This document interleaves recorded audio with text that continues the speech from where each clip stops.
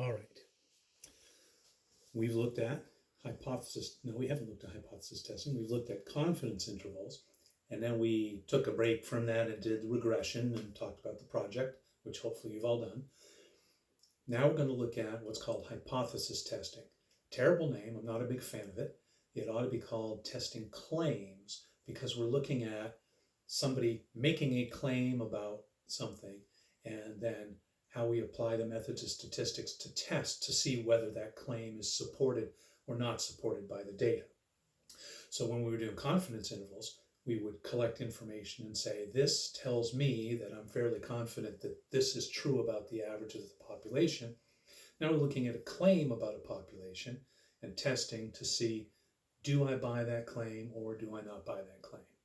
And this is one of those where you're not going to need to write anything down. We're not going to do any math here. Just going to talk about the ideas and a little bit about the process and kind of work our way into hypothesis testing. We're actually not going to do hypothesis testing today. We're going to look at that in the next couple videos.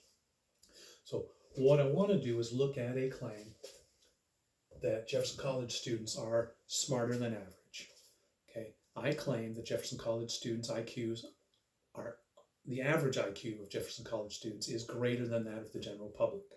Now the general public has an IQ of 100 with a standard deviation of 15.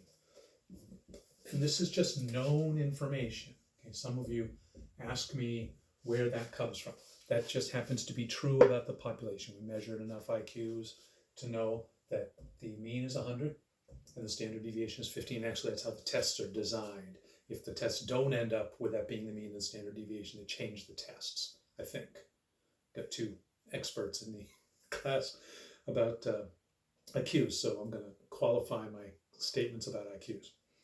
So I want to show that Jefferson College students are smarter on average, so I'm going to test 25 of them, and I find that the average for that sample is 103, which is bigger than average.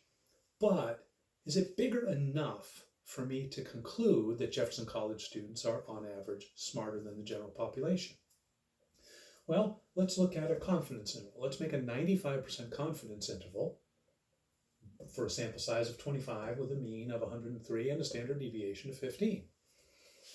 I did that already. You know how to punch out in your calculator by now. It's 97.12 to 108.88.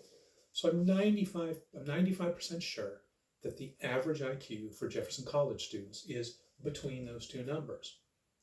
But so is the average for the general population.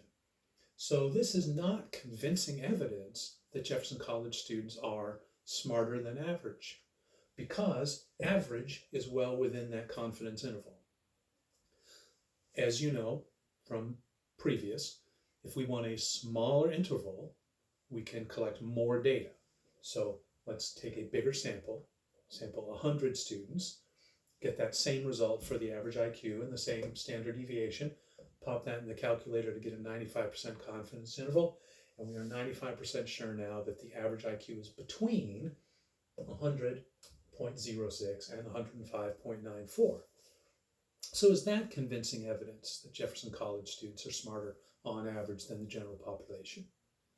Well, I think so, because there's a 95% chance, we can think of it that way, there's a 95% chance that Jeffco's IQ on average falls between here, but that's bigger than the average IQ. There's only a 2.5% chance it'll be below there, and a 2.5% chance it would be above here.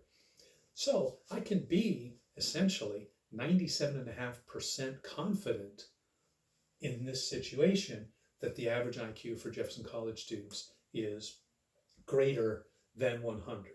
I got a 2.5% chance that it's below 100. I'm not looking at that 95%. I'm looking at the distribution here.